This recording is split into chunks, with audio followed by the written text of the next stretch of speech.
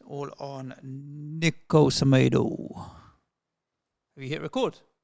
Oh, man's done his job. Hello, everybody. Welcome to Planet FPL, the world where everything revolves around Fantasy Premier League. My name's Serge. And my name is Clayton. It is. There's no James. There's no James. James is out of action. So, is this a first? Main pod? No James? This must be a first. I can't imagine James hasn't been on a main pod. I'm going to say yes. In 7 seasons. I'm going to say yes. Damn. I'm going to say yes. So we've just lost 80% of our listeners. Yeah. They just switched that shit off. Oh, fuck it. No. Stick around and listen because James has sent us some notes through on the games that he's watched. The first thought, James is done his back in, and if you head over to x.com/Planet FPL pod, you'll see James posting about his back. Go and give him a shout out there. But yes, who knows? He'll be back soon, but we may conquer the world without him. So, he may never be back. We may do such a good job that I can get the ink printed on the P45. Nah. So James has sent some notes in, so we're going to cover through some of the games. For my first thought when he was like, okay, I'm not going to record it, it's like, shit, I might have to watch some football now. Might have to watch some of these games now because James usually carries the water when it comes to watching the games. Indeed, yeah. But he did indeed from his resting place, wherever it may be, has managed to watch a few of them. We'll cover off all of the end of this ridiculous double game week 25. How did you finish off? Do we have to? Can I start then? No, let's go bottom up. Okay. Which means, yes, it will be me. So I only ended up on 73 points, which is... 75 points, which is particularly bad. Triple captain Haaland. Did you? Yeah, I triple captained him as well. Everybody, obviously, a lot of people triple captain. I would say everybody triple captain him. But I had no return. So I took a hit as well on that 75. I bought in Kelleher and Moreno for Trent and Dubravka. Moreno he scored, but it was ruled offside. So very different. Yeah, and obviously Kelleher, against Brentford, they conceded relatively late, 70, 75 minutes. Yeah. Yesterday, obviously, Luton took the lead.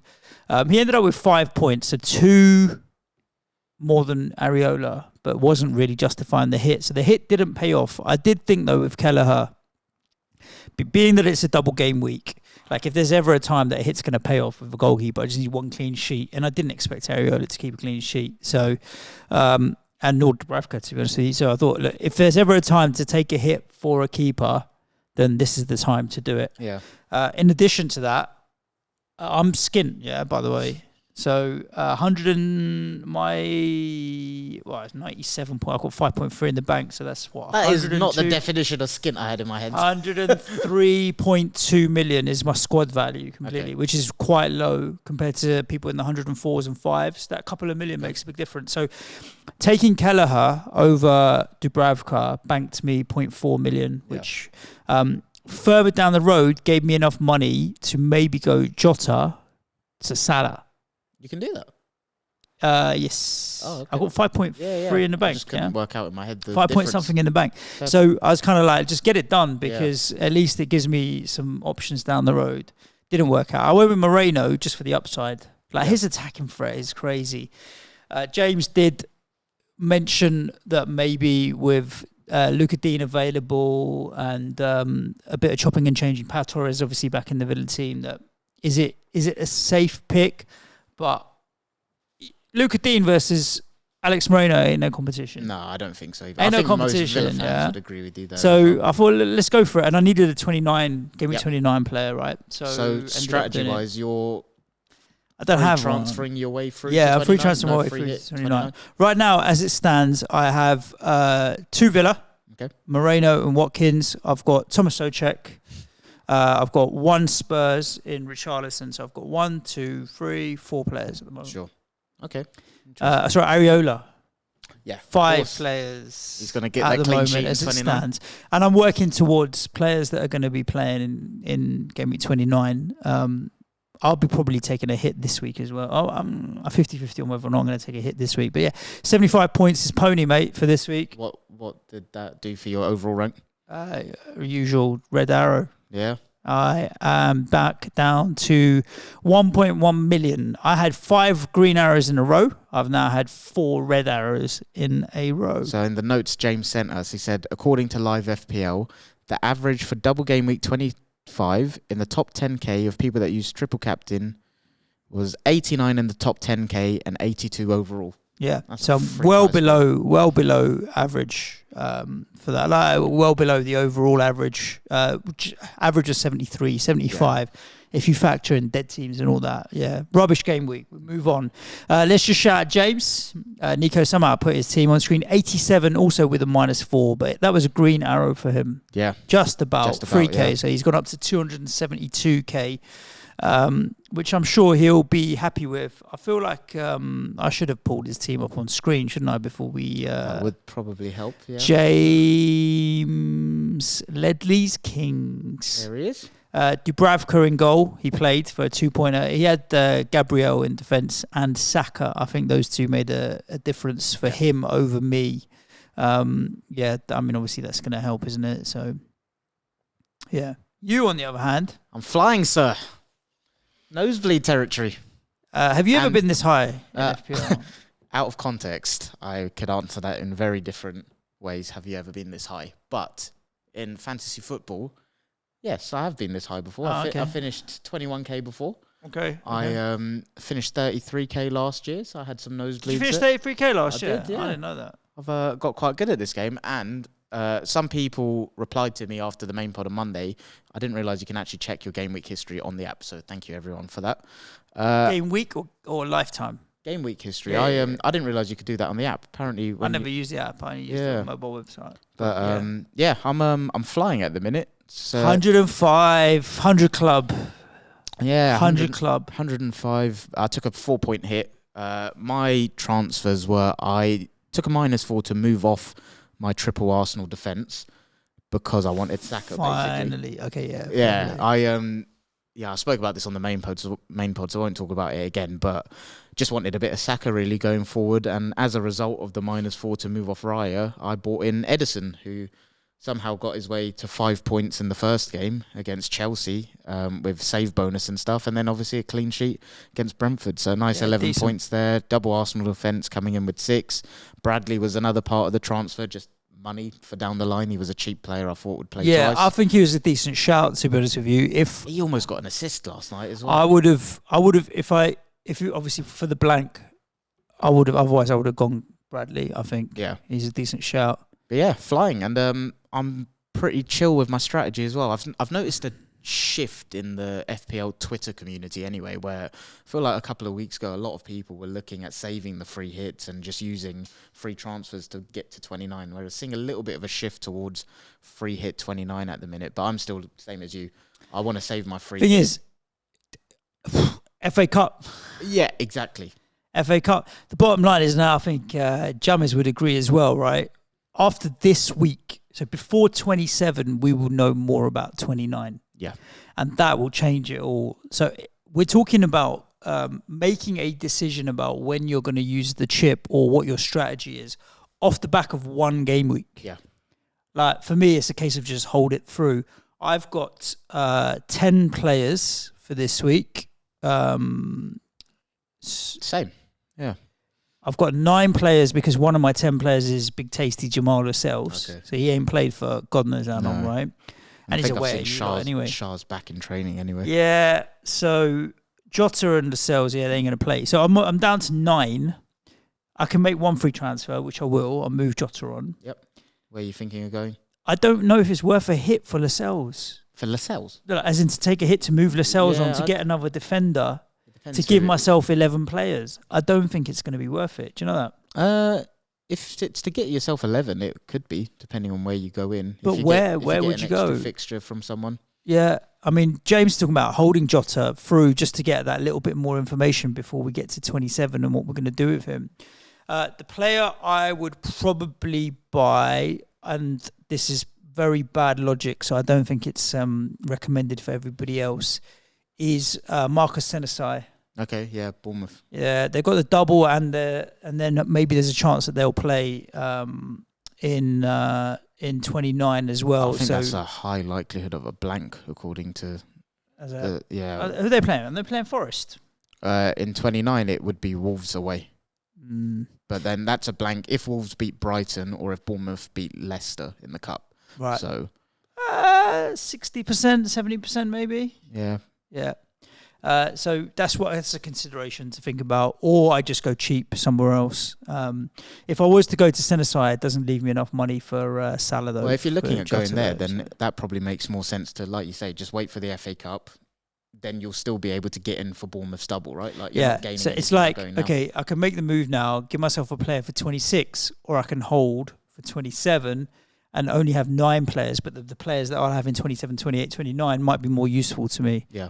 And obviously the thing is, there's a bookmarked transfer, which is Alvarez to Solanke, which I think, fine, you've got it, everyone's got it, yeah. So like I'm already one transfer out. From my free transfer. Are you doing that this week then? Or are you going to wait? Nah. I heard on another show, shout out to Adam and Baker, did you know that Julian Alvarez, this is City, is the only player in their team to have started all 25 league games? Is it? No, I didn't know that. And everyone's thinking like he's the one that's going to get dropped at any given time. But the data says otherwise. Well, De Bruyne only wasn't player fit, right? to have started all 25 league games. Yeah, that's nuts. Yeah, madness, isn't it? Yeah.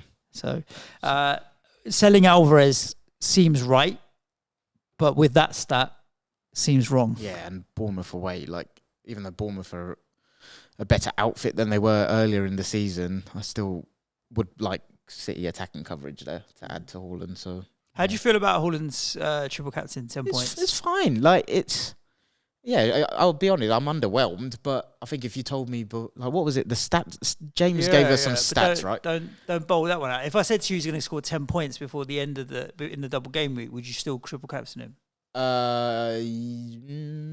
Possibly not. You know, you'd go with the Solanke double, maybe. I'm not someone that judges my stuff on outcomes, and like I saw the highlights and stuff. He had chances. Yeah. So if like you 15 shots, right? Okay, so if you told me that. And if I said he's going to have 15 shots with an XG of 2.44, will you triple captain him? Yes.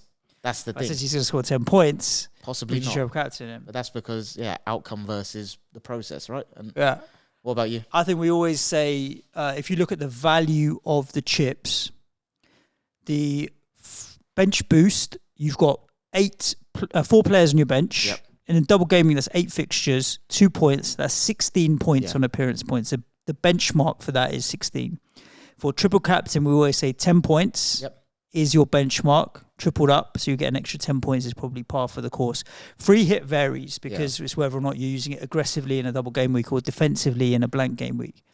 But benchmark, par for the course for triple captain, we've said it time and time again on the show, is 10 points. Yeah, I think we got 10 points. People are just underwhelmed because of who it is, right? But we have... sometimes we have short memories, and sometimes we have long memories. And the problem is in the last 2-3 seasons with triple captains, we've had some ridiculous hauls. Like, we'll remember, Haaland's done all right in triple captain. Shout out Andy Martin. KDB, De Bruyne, Trent's done all right. Loads of people have done all right. Yeah. So it's one of those where you look back at it and you compare it to KDB's pony, but you look at it against other players, it's fine. It's annoying because he wasn't my highest point scorer in my team. Watkins was this week. And sometimes it's double game week. It's a double game week for 4 teams. So we go into it thinking, it's a big double game week. It's not really a big double game week. And if you've got 4 teams with a double game week, more often than not, 2 of those teams you disregard. Yeah, because they're playing a better team. So it ends up being a double game week for 2 teams. And in the end, like obviously the James put together the free hit team of doublers that would have got the most points. Okay. And there isn't anyone in there that you would have put in your team. No? Go on. Who? Maybe Carl Walker. Flecken in goal. Okay. You wouldn't have gone with Flecken. No. Sorry. No. The reason Flecken's got more points than Ederson is because Akanji and Walker are in there, yeah? So obviously, these are not the most point scorers. This is the team that you would be able to put together. Flecken in goal. Mm-hmm. Walker, Akanji, Reguilon. Yeah, just Walker there. McAllister, No. Rodri, Possibly. possibly I think some people have been speaking over about the likes of Foden, KDB, Haaland. Yeah, no, it Come on, you wouldn't can be only have top three three. City. Yeah. Yeah, I think Rodri isn't that's- going to be in your some top people have 5 gone City for it. assets. Luis Diaz, I think, may be a consideration. Chong, Nah. Gakpo. You would not put Gakpo ahead of Nunez. Ogbene. Some went there, I think, and more the point. Morris. Ogbene's playing right wing back or whatever. Maybe he's a right winger a bit now, but he's a forward in this game. Yeah. And Carlton Morris. Yeah, but obviously a lot of Triple Luton in the free hit team of the week when they were away at Liverpool. Yeah, and a lot of people got unlucky with obviously Jota. I think a lot of people would have gone for Injuries, Ake mate, because of decimated, his perceived security. Yeah. Yeah, it's just that's the way it goes in double game weeks. Yeah. So here's one for you. Yeah. Free hit. If you were free hitting this week, you'd go double, right? You'd steam into double. Last week, you'd steam into doubles. What's the overall average for free hitters? By the way you said it, I'm guessing low. 73 points, right? Yeah. Which is the average overall. That's for free hitters. The same as the regular average, Yeah, so which includes all the dead They've teams. had no advantage. People that use no chip. Top 10K, 77, and overall 72. So people that have used no chip have outscored in the top 10K, have outscored free hitters on the double. Yeah, It's just going to show what a great pony but again, double it's all game week hindsight, it right? was, right? So, yeah, it's not been a exciting double game week, No. to be honest with you. And that's why Roll on I'm, the one in 28 when Solanke goes and scores a hat trick. Yeah, but again, like, don't get so gassed up. It's two teams with a double, Luton and Bournemouth. Yeah, It's like double game week. Double game week for me is like 34, 37 when there's big doubles. I never feel like double game week is crazy. Or if two teams are missing out blank game week, I just feel like it's that's a good point about why I never use my free hit in a blank though, because I just don't. This is vibes, right? There's no like optimal thinking here, but if it's a blank game week, I'm thinking, what is the ceiling of what I can get from a free hit here? Yeah, blank game weeks usually is not about how many, it's about who. Yeah. Cover off the 4 or 5 most owned, most effective players, you'll be fine. As opposed to get 11. Yeah. That's the philosophy usually around blank game weeks, and that's what we're going to find for 29. That's what we need to try and figure out and work towards. But James said it. I reiterate, there will be some upsets in the cup. Yeah, 100%. Next week, and then things will go quite differently. So the reality is, like, don't go early for 27. If you can stomach rolling for 26 and just field 9 or 10, do it. Get more information. Yeah, exactly. I mean, of my three are City players. They're the best team in the league, right? I've got a move staring me in the face, to be fair. What's that? Because I've got 10 players. I'm happy with most of them. Do you own Jota? I don't, but I own Darwin. Okay. And I'm thinking I'm just going to go to Solanke this week. I would I get feel that like done. that's a move. Get it done. Staring me in the face, just get it done. You're going to do it next week anyway, right? Exactly. Yeah, so Yeah. take the points now, get it done. Simple as that. James is considering Alvarez to Solanke, Okay. but he's likely to roll, to be honest with you. Sure. And he's going to sit on Jota to figure out what's happening for 29 before he potentially rolls. I think, I can understand why he would want to do that. Makes sense. Yeah, keep it tight. There is going to be, listeners, a chip pod next Thursday, which is the 29th of Feb. Leap year this year. Oh, yeah. I ain't leaping for joy, maybe my PL team, but there's a leap year. So next Thursday is going to be a chip pod because we will have had all of the results from the FA Cup and we'll know kind of what the landscape is like. Yep. Then, so if you're kind of, what do I do? Sometimes it's better to do nothing. Just hold tight because we will cover it off next week. When James is back. If not, it's just going to be you and me eating chips. Chip pod's going to be eating chips as opposed to anything else. It's definitely going to be eating Big Macs. No, I think if you see another Big Mac, you'll Big throw Macs. Yeah, thinking about it, just we ate 4 Big Macs, me and James, for Patreons last week. For anybody that didn't catch that, want more content like that, patreon.com/planetfpl, mukbang, eating burgers. But yeah, chip pod next Thursday, the 29th. Shall we talk about the 3 games that we had this week, and then we can jump on X and see if we've had any decent questions. Let's do Everton it. 1, Palace won. Firstly, new manager. Yeah. Oliver Glasner has taken over at Palace. I think people expected this announcement right after what happened with Roy Hodgson at the back end of last week. It felt like a convenient and easy way to just introduce a new manager now. He's been around for a while, hasn't he? And hopefully Roy is all well and what have you. But, yeah. It was literally the scoreline I think most people would predict as well. 1-1. I would have predicted 0-0. Okay, yeah. If I'm honest with you. I do think, like, the thing with Everton is that because prior to the points deduction, the narrative was, oh, well, if they hadn't had the points deduction, they'd be well clear. And you're right, they would be, right? But right now, they're joint on 20 points with Luton, who dropped into the relegation zone.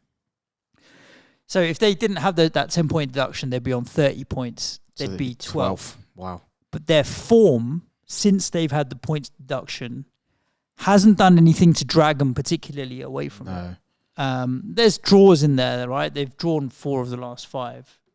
So they are still chipping away, whereas the likes of Burnley and Sheffield United, they have too many losses. Luton are now on a 3-game losing run, despite everyone saying how great they're playing and what have you, right?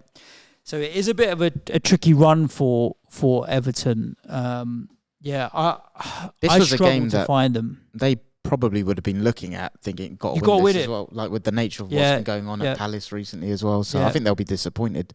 Yep, definitely. Palace shifted to a back 3. Oh, James is in the room. He's in the room. Palace shifted to a back 3. So James's view is that Glasner will be a 3-4-2-1 manager. So you got 3, which can also be a 5-2-2-1. It depends. We got wing backs there with 3 centre backs, right? So what does that mean? Tyrick Mitchell on one side. Who would he use as a wing back on the other side? But I like the idea of, like, if it then means Eze and Elise are 2 behind a striker. Yeah, that gets the best out of them as well. I don't know if it does, but it definitely is exciting. Yeah, because Elise is very dangerous. I think Eze, yes, definitely. I like to see Eze more centrally. Elise does really well on the wing. True. He chips in with goals and assists from the wing quite well. So if he's coming in a little bit more centrally, sure, maybe. He does like to cut in and finish with his left, Elise. So, maybe that will give him a little bit more attacking threat. But I think if they're going to play that like a 3-4-2-1, you're relying on your wing backs to provide your width. I have never seen Tyrick Mitchell as a potential wing back. I think I have. He tackles. He's good defensively. I don't know if he's going to be like a marauding left back. I don't think like so. Our good friend but Charlie you know Taylor. What? I think it gives them all they want is a bit of high energy and a bit of excitement, right? I think if you're a Palace fan, you're just looking for a little bit of excitement and just something to cheer for, which they've felt so dead for a while. From an FPL perspective, obviously Johnston came back in goal. I think there's been a lot of love for him earlier in the season, but not for now. But I don't know what price he'd even be at now. Is he dropped? I'm going to have a quick cheeky look, but I don't see where I would ever go to. James also said that for FPL Richards at 3.9 million, he's likely to stay in the team as one of the centre backs. I don't know what circumstance I'm buying. Just think later in the season, you never know if you need like an enabler or something, right? It's one to keep. Yeah, they're never going to play him. No, probably not. Not going to play him. Right, they've got Burnley at home, then they're away at Tottenham, but then Luton at home. I think Luton will score. Yeah. I think Luton are on the second longest scoring streak in the league. Really? Do you know who's top? Is it Arsenal? Tottenham. Oh, is it Arsenal? Is it Arsenal? You should know. It's Tottenham. But Luton. So Luton. At Palace, you'd back Luton to score. Then they've got Newcastle. It's not the best run for Palace. I don't see myself wanting to get into Palace at the moment. And look, let's see. New manager bounce or new manager welcome to the Premier League. This is the toughest league in the world. We don't know how it's going to play out for them. Yeah. DCL is now the biggest XG underperformer in the league by some distance. Yeah, he's not. That is a league that contains Darwin Núñez. And Nicholas Jackson, I'm sure, is in there. Yeah, that's true as well. Sorry, Mr. Jackson.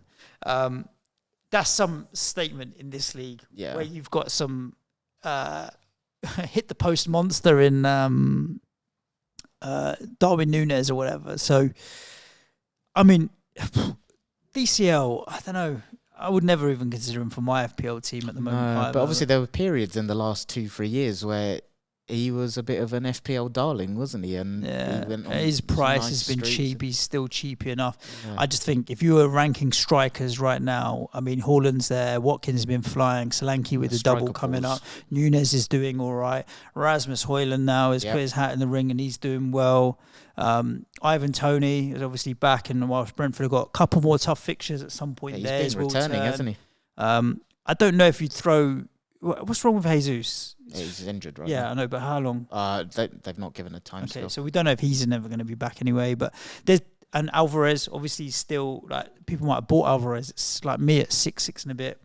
Dominic Solanke don't get anywhere close to any FPL team at the moment. Calvert-Lewin. Calvert-Lewin, sorry. Yeah. Sorry, Don't put people off Solanke. Yeah. Sorry. DCL, Dominic's. I'm getting my Dominic's confused. Yeah, DCL. I just don't see where you would even look at it.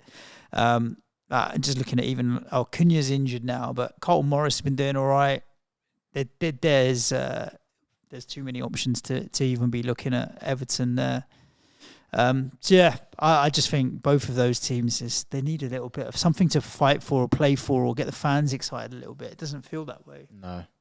Yeah. Everton, like if you are an Everton fan or wanting a bit more of an understanding of what's going on at Everton, I would say that we are recording a Patreon pod today, Money in Football, on the takeover, the 777 Partners takeover, which is crazy that it feels like it was announced in September, which is now 5 months ago, with a view to let's get this takeover done by December. And these guys whacked in the best part 190 million pound into the club, and yet we're now coming up to March and we don't know what's going on. Yeah. We know there's Not a lot of great dodgy over stuff there. going on. So we're going to be doing a Money in Football on Everton. So if you're an Everton fan or interested in that kind of stuff, definitely think about heading over to patreon.com/PlanetFPL if you want to, sign up and support the show. But yeah, they can't be. They've got to be looking over their shoulder a little bit, right? I think they are, yeah. A little bit. I still think they'll be all right. Because I do think everyone's now just fighting for one relegation spot because Burnley and Sheffield United are really falling away. Yep. But look, But Palace could get dragged into that as well. Palace and Forest are still in danger. Forest have been scoring goals and getting points recently, but they're all in and about it. I think it's going to be 1 from 4 now. So Everton will want to start getting some points on the board. They do have a half decent goal difference down there, so defensively they haven't been that bad. But let's see. Tuesday night, Manchester City 1, Brentford 0. Yeah, and I think this is one where scoreline is probably a little bit difficult. City had chances. Yeah, they should have won that game. Yeah. They should have won that game comfortably. And sorry, they did win that game. So when I say they should have won that game. They deserved to win that game is what I mean. There was not a case of like they nicked it or what have you. And to be honest, Brentford are they're coming to our place Monday night, yeah. And I'm dreading it because you just know what a pain in the butt they are, yeah. I think XG 2.45 versus 0.35 for City says it all, right? Yeah. 70% possession, 25 shots, controlled the game, controlled the passes, could have scored more, and didn't, which is very hard to do against Brentford, because they're just a pain in your arse, man. So City, for them to have that level of control, a 1-0 at home to Brentford is not just like a nicked it 1-0. It's decent. They've controlled this game well and come out of it.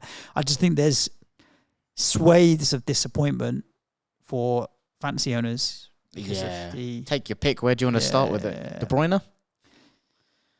I didn't go there, so it's not my pain, so I don't care. I think a lot of people did, though. I saw a lot of people on Twitter going understandable. For him. Johnny Pringle, our City correspondent, tweeted yesterday, the day before. I don't know, but he said something along the lines of, I've seen enough with KDB. It's time for the crown king, Egyptian king. So I think he's advocating Salah over KDB at the moment. Hamstring niggles. The thing is, he was out for so long. He came back. He did well. You just don't want to. Yeah, they're just going to wrap him. They're still in the Champions League, still in the FA Cup. The league is by no means anywhere close to done and dusted. We're down to 13 games left now. Yep.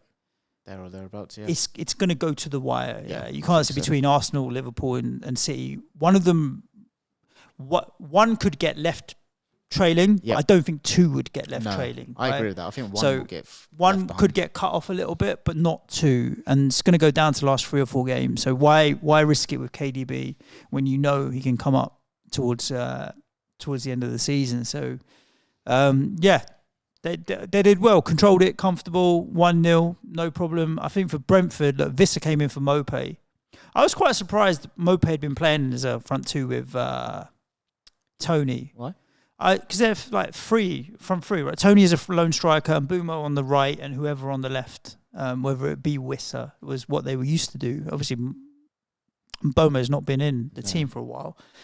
Maupay's all right. He scored a few goals and done a few shazzy celebrations, but he never still makes me think, all right, you're a decent Premier League striker.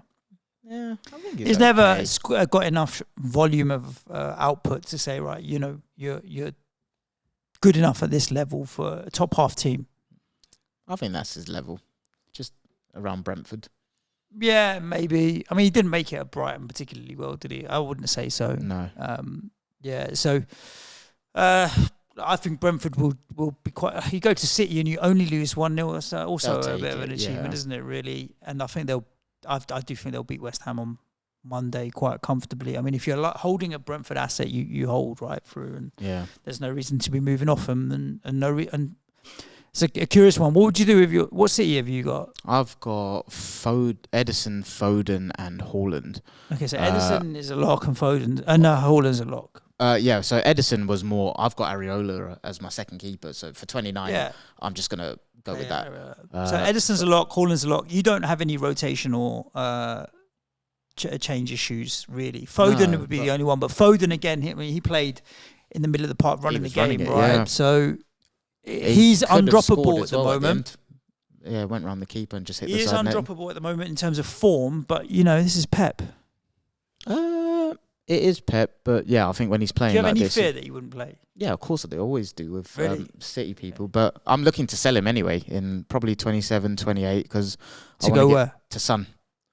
Sonny, yeah? Yeah, so... Going bold? Well, I think it's more they have a fixture in 29, and City potentially won't. And...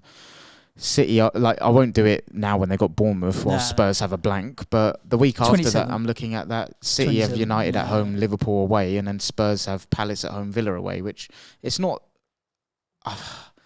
It's probably not the best entry because City can score in any game, but it's more just planning for 29. That's what I'm eyeing up, and then I'll probably sell Haaland in 29 for Tony or something. I know James made a good point on the main pod about be careful of the value you've got tied up and stuff, but I don't care about value when I play fantasy. I sold Palmer without hesitation. I'll just, I'll figure it out. I'll buy them back later if I want them. What about you? I've got Haaland, Alvarez, Foden. I'm not selling any this week. No, it's not my problem this week. But Alvarez to Solanke will go, and I'll just keep it going with Foden. For now. I don't think he's going to get dropped. No, neither do I. At the moment. So let's talk about last night's game. Liverpool 4, Luton 1. Luton must be loving it in the first half.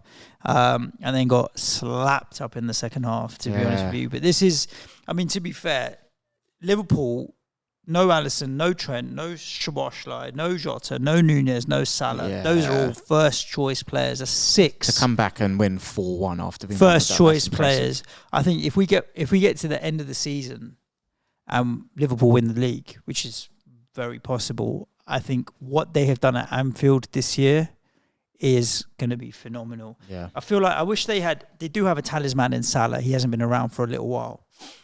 But I do feel like now, Liverpool at Anfield, I think captaining Salah over Haaland, whatever Haaland's doing, is a realistic punt to take. You feel like... At Anfield, I'm never going to back them to lose for the rest of the season. Really? They're just that good. I think they'll be City there I think as well. It's more the volume that they create. You feel like there's a 2-goal minimum in there for them. Yeah. It's what they do is frightening. Yeah, comeback, right? James is saying 17 shots in the second half, 10 on target, XG of 2. Yeah. It's big. That's nuts. It's big. And some of the fringe players, I think, have really kind of sort of stepped up, right? So Harvey Elliott coming in and filling Salah's shoes. He's decent. He plays well. You've got Wataru Endo now, who felt like the jury was out. Buy, yeah, it was season, like, oh well, we're dropping 100 million on Caicedo or whatever. We can't get him, or we can't get this player, or we can't get him. Let's just get Wataru Endo, who'll fill a hole. But he's been all right the last couple of games. You know, I mean, I'm a Sky player. We look at tackles and passes, and he's been doing all right and what have you. So they've got some decent players. McAllister's been suspended and injured at bits and pieces this season, but he's come back and done well. Picked a couple of assists the other day, or attacking returns and what have you. Szoboszlai still to come back into the team. Their depth is solid, right? Yeah. Nunes is out this weekend. Fine, Gakpo plays or whatever. They've really got depth, and that was the one thing I didn't think they had at the start of the season. Yeah, I think in offensive areas I knew that depth. It was more like how they've coped in other areas has been really impressive, and that's what you look at their running. I think on paper they probably have the best running of the three going for the title. And for right back, does Bradley weaken them? I think he's been brilliant. Exactly. I think he's so good. Robertson's out. Joe Gomez got to play left back. Does it really? Does it weaken They them? tweak it accordingly. It's not hugely. Kwanzaa, kids come in, right, and he's solid. He's been all right. I think they've secretly under the radar suddenly built some depth. You're like, fair play. I would say with Luton, talking about Luton, there was a point when they were 1-0 yesterday. And I was listening to it on the radio. I took the kids training, and I was like, actually, you know what? If I had the time and really bothered using Twitter, I would have liked to put it on a tweet. I love it when people say, I tweeted this. I think a lot of things that I never actually tweet. At the start of the season, I couldn't give two shits about Luton Town. Stay up, go down, take your shit Kenilworth Road down with you, not bothered. Bloody hell, come to the Premier League or not. Like, I have no care. If they stayed up, whatever. Okay. If they got relegated, whatever. I'm not bothered about Luton Town whatsoever. I don't think they would offer anything to the Premier League. I thought there'd be just some whipping boys, maybe. It's a real step up, yeah. Yeah.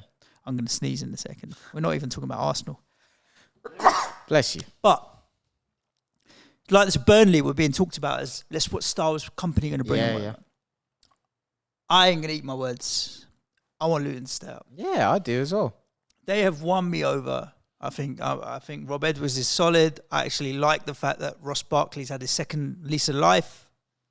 Might be a third or fourth lease of life. It's their whole story as a football club as well. I look at the squad. I see players there that are not prima donnas, but doing a good job. Yep. The likes of Ogbene. You've got Lokonga there, yeah? Mm-hmm. On loan. He's balling out there. After the Man United game, it was like... it was a world-class performance. I don't know about that. I don't think I saw anyone say that, but I think he played well. Depends where you go to read stupid headlines. But then obviously he only played half the game now. Yeah. So there's a bit of a problem for them where he's gone off. But as an Arsenal fan, you're looking at Lokonga there and you're like, okay, fair play, go and get your experience. Would you want him to come back, or are you happy to let him go? I think a lot of Arsenal fans had probably written him off, but I think he's playing himself back into a conversation as a squad player, but I think it's just nice to see, because he came as a promising talent. He kind of lost his way at Arsenal, and it's nice to see him playing with a smile on his face and actually contributing to a Premier League team. So, yeah. Look, it's all well and good for Luton, right? That they've been doing well, but they did just lose to Liverpool. They did just lose to Manchester United, which you think they'd lose. They lost to Sheffield United. They gave United a good go. 3 defeats in a row, and then it was a draw before that. So 1 point in 4 means that where are they? In the relegation zone. They got Man City in the FA Cup. Mm-hmm. You'd suspect that they're going to get slapped up with that. And then Aston Villa come to town afterwards. So they've still got some difficult fixtures there. And points on the board is everything now for them. But the next stretch is big for them. Yeah, like you say, Villa at home, but then Palace away, Bournemouth away, Forest at home. I think they're going to be looking at that block of 3. Even the fourth with Villa coming to Kenilworth Road. I think that will be a huge season-defining period for them. Yeah, agreed. Cool. That's the 3 games that we've had. In terms of stuff for the weekend, who are you going to captain? Haaland. I've seen a lot of people, people asking, should I go Saka? Should I go Haaland? For me, this game's simple. Just keep it on Robot Man. I think City will create chances, and I feel comfortable with him. How about you? Ollie Watkins, You're going Watkins. Who's they home got to again? Forest. Okay. Have you? And you got Haaland. Yeah. And you didn't even hesitate there. I did hesitate, but I made my decision earlier. Okay. And I'm going to stick with my decision. I'm What's 1.1 million. What's the thought pro? Oh, is it literally that? Yeah. I'm 1.1 million. It's a home fixture for Aston Villa. He picked up a couple of goals last week, so he's never been out of form. Yeah. But he's definitely. What do you think the score will be? Villa Forest. Villa Forest, I think they could win 3-1. What do you think the score will be? City Bournemouth. 2-0, maybe City. All right. 2-1, something like that. I don't think they're going to smash them. No. I think it's City playing the numbers always a lot come with Haaland. the asterisk caveat. Any game, any time, They could pop off. they'll pop off. Yeah, but I just feel like I'm going to go with Ollie Watkins because this is like obviously being the blank game week. Go with a differential captain and it goes off. Yeah. Could You be could huge, fly. right? So yeah, I think I'm going to go with Ollie Watkins. For anyone that is thinking Saka over Haaland, like I can't really talk them out of it because I know there are people asking it, and I know Arsenal lost last night to Porto, but I think the Champions League. It's a way tie. You're going to come it's- home second leg. You know you can still smash them at home. I wouldn't say And smash them, but you will probably beat them at home. yeah, but I think it's more what I was trying to get to there is like the Champions League and the way the games go there is quite different to. Yeah, the but Premier League. I saw that result. I was like, it's irrelevant. Arsenal going to beat them at home. I would agree, but You could. not Look, I battering. can maybe say I'm being overly complacent about it. But I think Arsenal will beat them at home. I don't know. Newcastle. So this is Newcastle at home this is what over Forest at home. so this is what personally I wouldn't, but Yeah. I'm seeing a lot of people talk about it, and Do you think I it's know- recency bias? I think there's definitely an element of that. And why I want to just say a little bit of caution. Like people are saying Newcastle have been giving up chances freely recently, which is a fair point. But I think if you look at the type of opposition Newcastle have been playing, the game state goes accordingly. I think Newcastle are going to come to the Emirates. They're going to make it tough. James even said possibly a back five. I think they're going to park the bus, pack out the middle. Porto's game plan last night, have the game played for 51 minutes, fouls galore. Newcastle are going to make it tough. So I don't think it will be as free-flowing for Arsenal as the West Ham game was, the Burnley game was. I still think Arsenal will create enough to win the game. Yeah. But I don't think it will be what people are expecting because of how Newcastle have been leaking chances recently. No. Yeah, that's why I think Ollie Watkins with the home fixture. Yeah, I with don't hate Forest, I that. think he's the one that I'm potentially probably going to go with. Saka's penalties, people always try to factor that into their captain, whereas with Villa, it's going to be Douglas Luiz who's going to take the penalty, assuming if he's on the pitch and what have you. The one other talking point, James talked about is Wolves' assets. Yeah, people are getting excited about Wolves' assets. Yeah, but they've got two good fixtures. I need to remind myself. So Sheffield United at home. Yeah, then they've got a away game, then they're home to Fulham afterwards. Yeah, so Sheffield United at home, Newcastle away, then Fulham at home. Those two home games. They are tasty. And also, Hwang, 5.5 million, right? He's cheap as chips. Yeah. He's cheap as chips. If I was to go to Hwang from Jota, then when I come back to go for Salah, I could do it maybe from Souček instead, who's thinking on my team right now. But then would you be advising people to go there considering the uncertainty of whether they blank or not in 29? Because this is the classic case of they've got some decent upcoming fixtures before you know on if there's a blank, right? Yeah. Would I advise people to go for it? That was a bad question. To be yeah, there's too many variables. It's all to do with how many players have you got? What's your rank? Are you like me, outside the top million, where you think, you know what, let's have a bit of a punt and chase something? Are you being defensive? Are you playing mini leagues? Yeah. What's your strategy for your chips? There's so many variables. For me, like if I was to buy a Wolves attacker, It'll be fine. it would be Hwang over over Neto. Same. And I would definitely go attacking Wolves over defensive Wolves. Yeah. Because the two home fixtures, Sheffield United and Fulham, I'd be looking for goals galore in there. I could easily see Hwang picking up 2-3 goals in the next 3 games. Yeah, I can as well. So I don't mind that. Neto is always there or thereabouts. The problem with Neto is that any game he's going to just get injured. So I don't want that in my life. I think Yeah. Hwang is where I would go go with him. And like we said earlier, for Wolves-Bournemouth to be a blank in game week 29, it requires Wolves to either beat Brighton or Bournemouth to beat Leicester. So in my opinion, that's quite likely to be a blank. Now, Brighton will beat Wolves. Bournemouth to beat Leicester. Leicester, top of the league. Yeah. Smashing it in the Championship right now. I think one of those would happen. Wolves beating Brighton or Bournemouth beating Leicester. Yeah, potentially. But this is it, right? Do we lose sight of what we have right here in front of us right now? Exactly. For these bloody blanks and doubles. And that's why I moved off my trip. Like, I could have been planning towards 29, but I wanted to move off triple Arsenal defence to get on Saka because I saw Burnley, Sheffield United, Newcastle at home. And I think it's just a case of you can't always just ignore the 2-3 games in front of you for what's fourth. Yeah, agreed. Cool. Shall we look on the internet for some questions? Yeah, does it have to be on Planet FPL or can it just be the wide internet of questions? Let's see. No, we can't look on the entire internet, mate. We have to look here. I've got one here. Send in, James has said, send in your questions. Suj will cover a couple, maybe.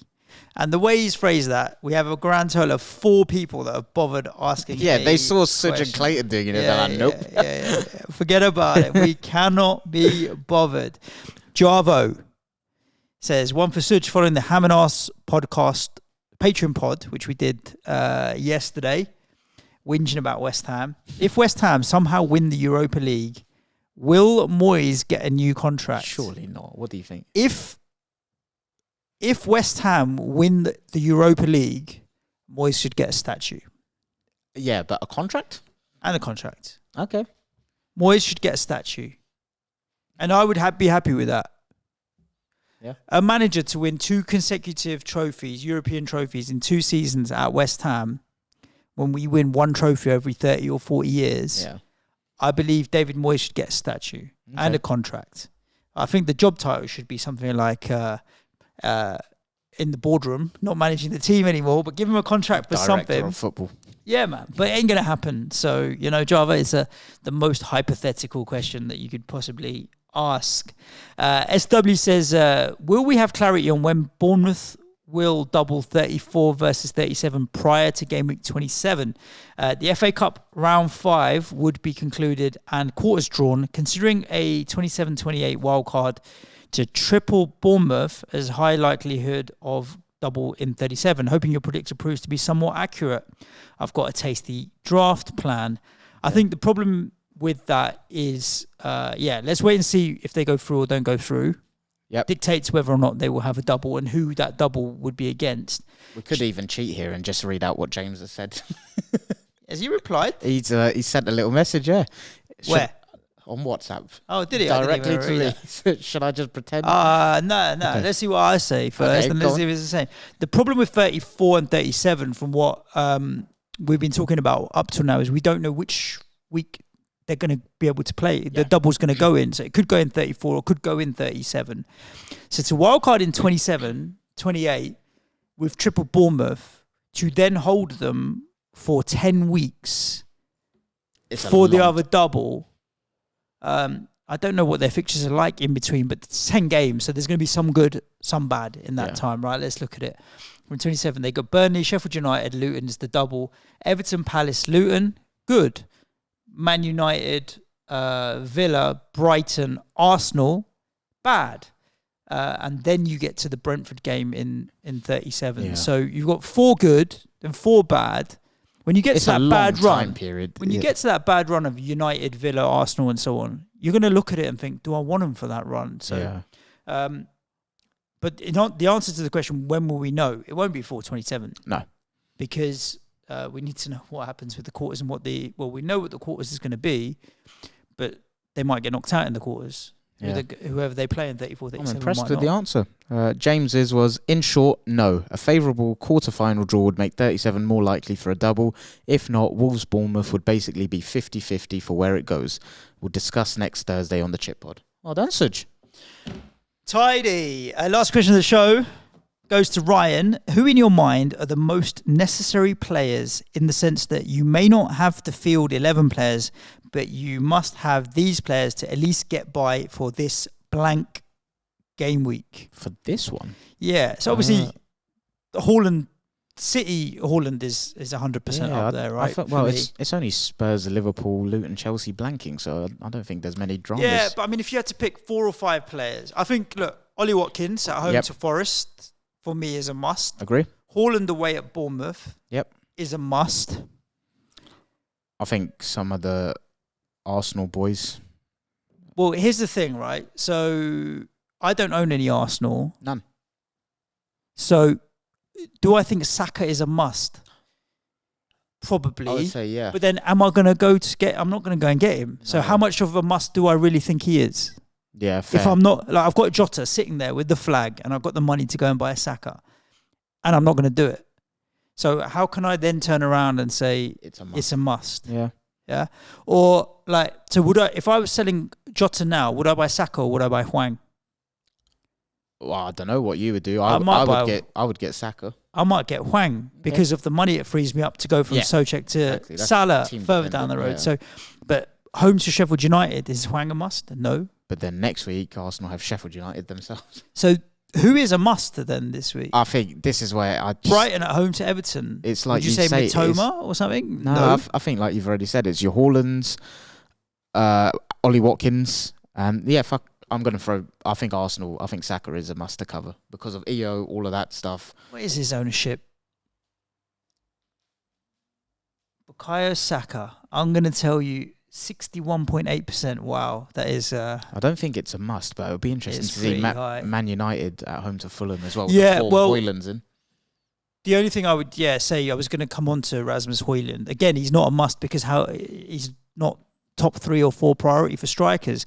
Paulinho is suspended for Fulham. Yeah, good point, actually.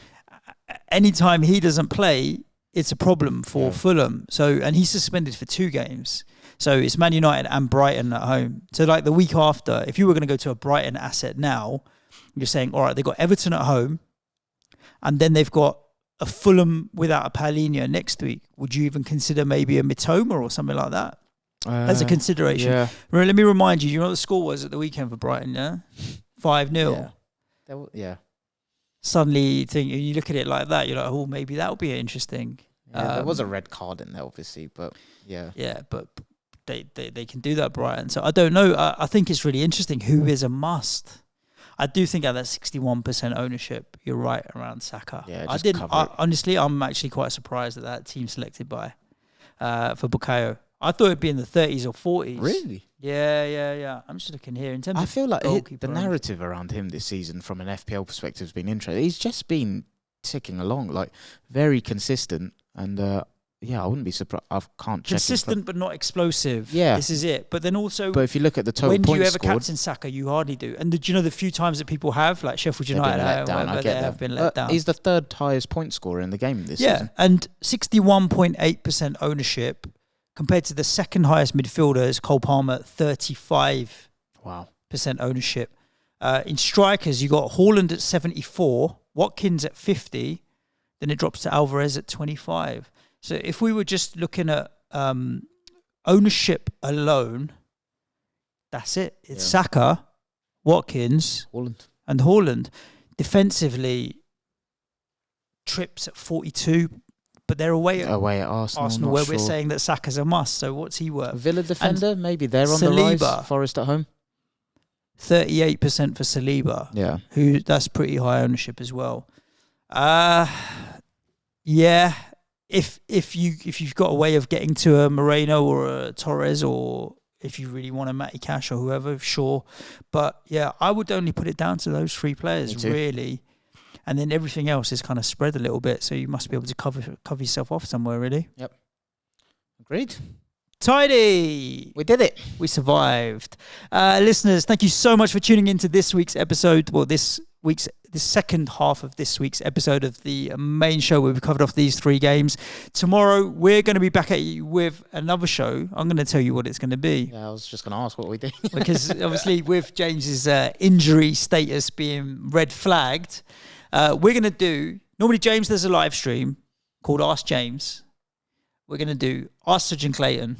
Okay. Not as a live stream. We're just going to record it. So I'm going to get a tweet out from James for questions for us Nice. If you want them to be FPL, great. But if you don't, By even that, better. who doesn't want FPL? Even better.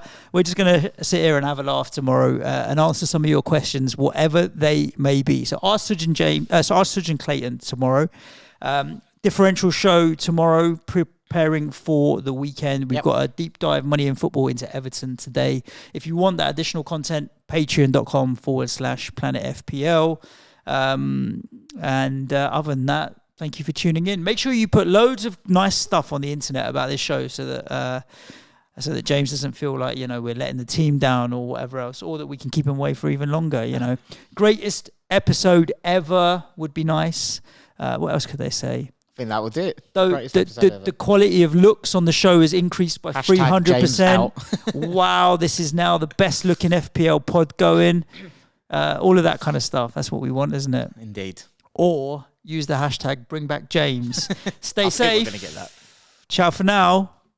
Cue music, please, man child.